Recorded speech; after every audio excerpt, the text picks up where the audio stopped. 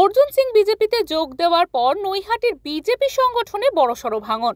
লোকসভা নির্বাচনের আগে রবিবার তৃণমূল কংগ্রেস মনোনীত প্রার্থী পার্থ ভৌমিকের নির্বাচনী সভায় 40 জন বিজেপি কর্মী যোগ দিলেন তৃণমূল কংগ্রেসে। দলত্যাগীদের হাতে পতাকা তুলে দেন পার্থ ভৌমিক। এ বিষয়ে সংবাদ মাধ্যমের মুখোমুখি হয়ে পার্থ ভৌমিক জানান, মানুষ আর 2019-এর ব্যারাকপুরে ফিরতে চাইছেন না।